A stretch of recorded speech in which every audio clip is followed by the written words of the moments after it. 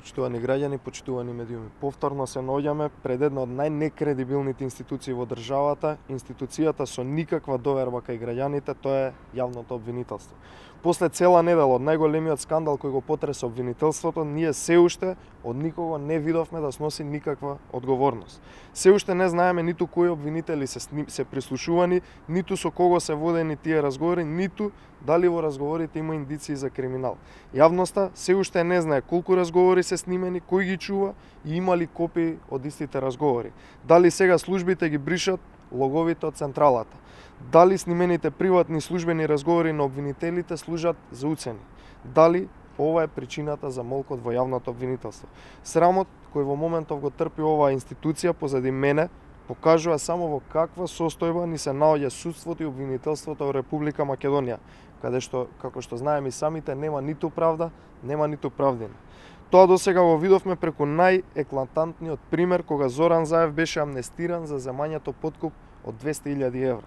Додека траеше целиот процес низ судот за случајот подкуп, каде што и врапчињата знаеа дека Зоран Заев е виновен и треба да лежи затвор, во текот на 2016, 2017, 2018, тоа се годините кога се водеше процесот, во јавното обвинителство се прислушувале обвинителите и нивните соработници. Дали, може би, овие снимени разговори се вршеле разни притисоци кон инволвираните во процесот за да пресудат во корист на Заев, односно да го исперат од криминалот кој што го имаа сите видено.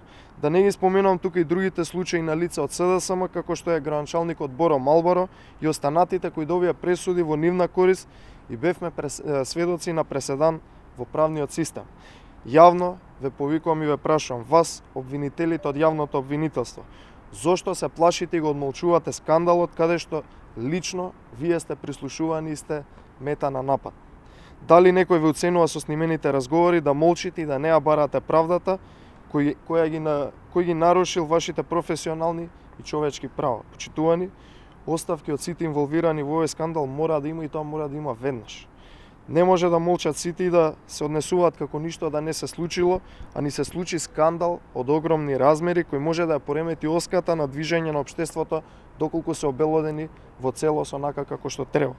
Оставки од целата влада и тоа веднаш. Да не заборават само сите инволвирани дека ќе дојде ден кога ќе се променат политичките текови во државата, ќе се врати правдата и овој случај ќе биде предмет на истрага од професионалци за подоцна сите да одговараат согласно она што го сторили, што се винуваат. Благодарам. Дали има прашања?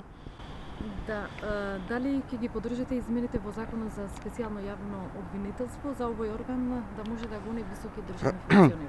Видете, во делот на законот кој што моментално се подготвува за специјалното јавно обвинителство, би можел да кажам дека во текот на, односно наскоро ќе излезе ВМРО ДПМН со свој став. Во моментов законот е предмет на анализи од страна на правната комисија и другите експерти по право во партијата, од она што може на прва да го видаме дека до сега специјалното јавно обвинителство беше една институција која што имаше цел да ги оцрнува луѓето од ВМРО ДПМН и да го уништува ВМРО ДПМН.